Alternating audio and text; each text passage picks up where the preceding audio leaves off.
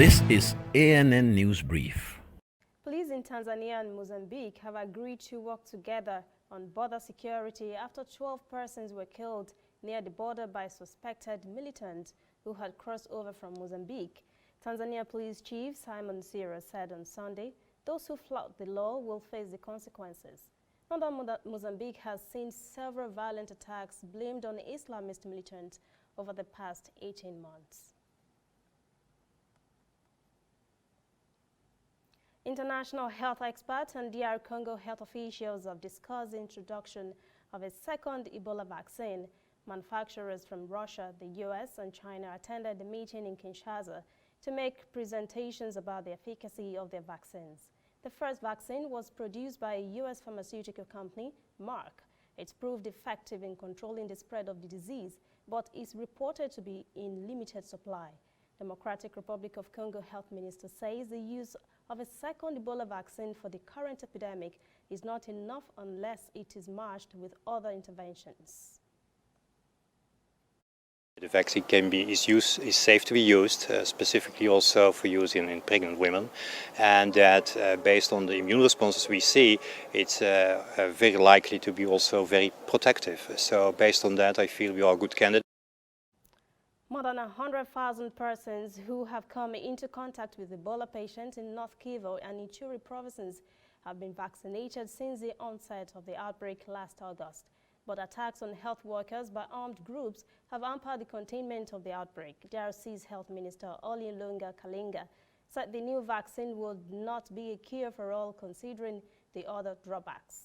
To control and to stop this outbreak, it's very important to keep in mind that other pillars like surveillance, contact tracing, IPC, infection prevention and control, safe burial, all these pillars are very important, and it's all these pillars that have helped us to contain these outbreaks.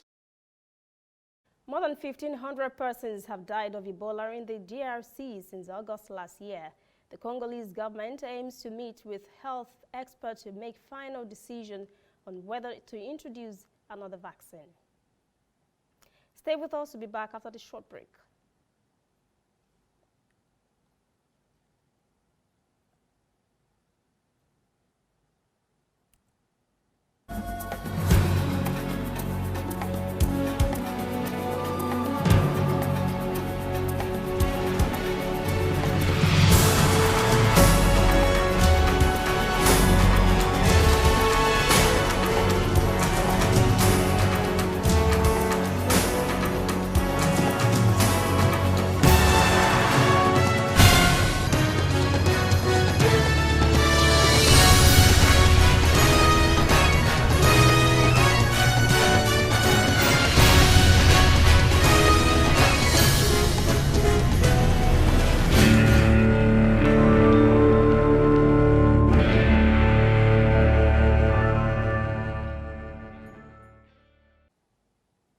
Entrepreneurs and Chinese companies in Burkina Faso have donated food and other daily necessities to internally displaced children in the country's Kaya region, including $35,000 in cash.